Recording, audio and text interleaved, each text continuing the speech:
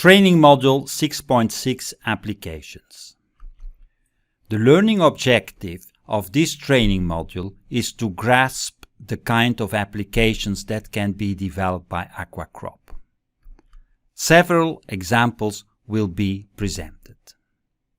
The first one is an example of deficit irrigation.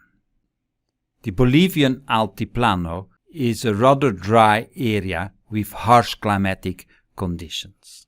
The local crop farmers cultivate over there is quinoa. The productions are rather low, 200 kilograms per hectare in a dry year and 800 kilograms in a wet year. So the yield is not only low, but it is also unstable. To increase the production, irrigation might be an option. Experiments showed that to fulfill the irrigation water requirements, a huge amount of water is required, 550 millimeters, which corresponds with 5,500 cubic meters per hectare. Thanks to that irrigated water, the yield under fully irrigated condition increased to 2.6 tons per hectare. Due to the low water availability in the region, full irrigation is actually not an option.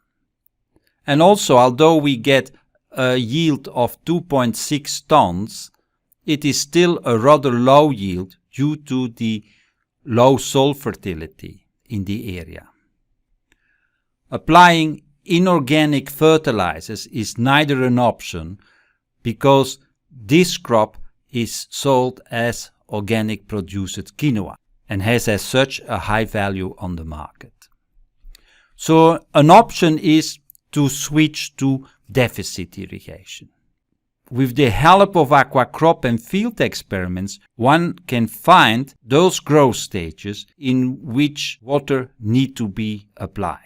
So the required water amount in deficit irrigation is only 200 millimeters, which is less than the 550 for full irrigation. But as a consequence, we have not a fully developed crop. It transpires less, but it has the advantage that it also needs lower nutrient requirements. And still, with the deficit irrigation, you get a stable yield. It is suboptimal, but close to 2 tons per hectare. In this graph, we see the summary of the result. Under dry year, 200 kilograms, wet year, 800 kilograms. Fully irrigated, you can get 2.6 tons per hectare with deficit irrigation. The production is lower, but the amount of water applied to the field is also much less. Here we see that the ET water productivity strongly increased with deficit irrigation.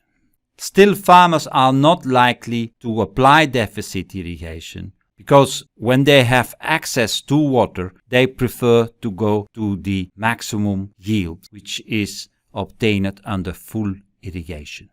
By bringing the farmers from a community together, we might try to convince them to go for deficit irrigation. And we can explain them that if there is 5,500 cubic meter available for irrigation water, if they opt for full irrigation, they only can irrigate 1 hectare on which 2.6 tons is produced.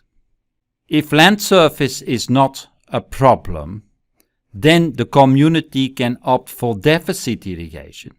And with the 5,500 cubic meter of water, they can irrigate with deficit irrigation 2.75 hectares. Since on each hectare one gets 2 tons per hectare, the total yield with that amount of water is 5.5 tons. So with the same amount of water, you can almost double the quinoa production. If we want to implement deficit irrigation, it is essential to bring farmers of a community together and then decide on a community basis the number of fields which will be irrigated.